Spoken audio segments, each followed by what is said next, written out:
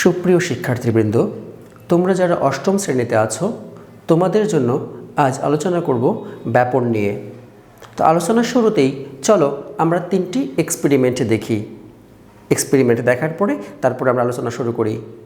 আশা করি এক্সপেরিমেন্ট তিনটে দেখার পরে তোমরা অনেক বিষয় সম্পর্কে ক্লিয়ার হয়ে যাবা। তাহলে চলো এক্সপেরিমেন্ট দেখতে শুরু করি আমরা।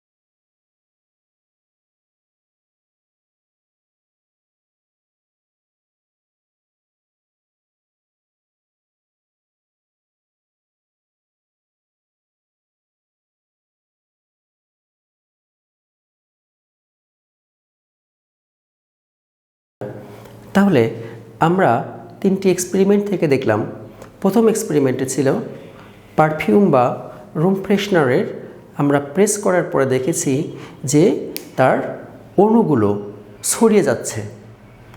দ্বিতীয়টায় দেখেছি আমরা, দ্বিতীয় এক্সপেরিমেন্টে আমরা কি দেখেছি? আমরা দেখেছি যে সেখানে পানির সঙ্গে চিনির দ্রবীভূত হওয়ার দৃশ্য। আমরা এক্সপেরিমেন্ট 3-এ দেখেছি নীল পানিতে কিভাবে ছড়িয়ে যাচ্ছে। তাহলে চলো আমরা আরেকটু ব্যাখ্যা করি। দেখো, তাহলে পরীক্ষাগুলোতে কি ছিল?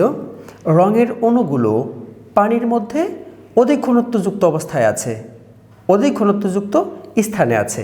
দেখো, এখান থেকে দ্বিতীয়টা দেখতে পাচ্ছি আমরা কি হচ্ছে, এখান থেকে ছড়িয়ে যাচ্ছে, রঙগুলো ছড়িয়ে পড়ার চেষ্টা করছে।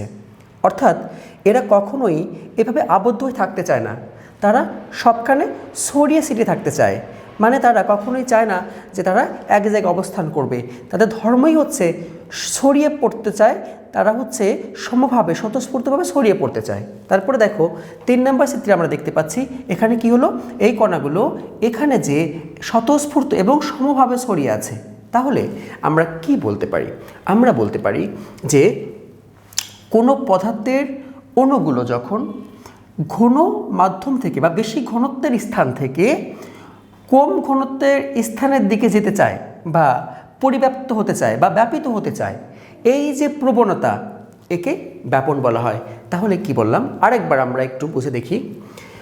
কোনো পদার্থের অণুগুলো যখন অধিক ঘনত্বযুক্ত স্থান থেকে কম ঘনত্বযুক্ত স্থানের দিকে পরিব্যাপ্ত হতে চায় বা ব্যাপিত হতে চায় বা ছড়িয়ে পড়তে চায় বা ছড়িয়ে পড়তে চাওয়ার এই যে প্রবণতা, তাকে ব্যাপন বলা হয়। এখন অনেকেই আরেকটা জিনিস ভুল করো, সেটা হচ্ছে দ্রবণের মধ্যে দ্রাবক কোনটা আর দ্রব কোনটা, তোমরা এটা চিন্তা অনেক সময় ভুল করো। আমরা এক্সপেরিমেন্ট 2-তে দেখিয়েছি পানির সঙ্গে কিভাবে আমরা চিনিকে মিশিয়েছি। তাহলে চলো আমরা চিত্রের মাধ্যমে আরেকটু দেখার চেষ্টা করি যে কিভাবে পানির সঙ্গে চিনি মিশে যায়। তাহলে চলো, এবং সেখানে কোনটা দ্রব এবং কোনটাকে দ্রাবক বলা হয় আমরা সেটা একটু চিত্রের মাধ্যমে দেখে নেই।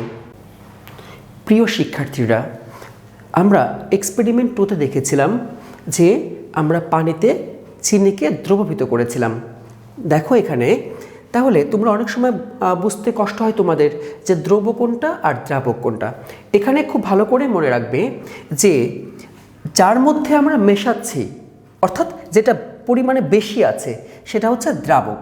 তুমি শর্টকাটে মনে রাখার জন্য জাস্ট বলছি যে যেটা সব থেকে বেশি আছে, যেমন ধরো এখানে সব থেকে বেশি আছে কি পানি, তাহলে পানি হচ্ছে এখানে দ্রাবক।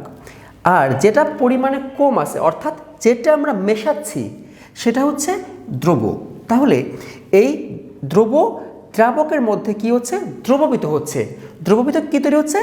দ্রবণ তৈরি হচ্ছে। তাহলে আমরা কিভাবে বলতে পারি যে এই যে চিনির যে অণুগুলো ছিল সেই অণুগুলো প্রথমে অধিক ঘনত্বযুক্ত স্থান থেকে, তুমি এখানে চিত্রটা কল্পনা করতে পারো যে অধিক ঘনত্বযুক্ত স্থান থেকে আস্তে আস্তে চারদিকে, অর্থাৎ এই পুরো গ্লাসের চারদিকে ছড়িয়ে পড়তে যাচ্ছে।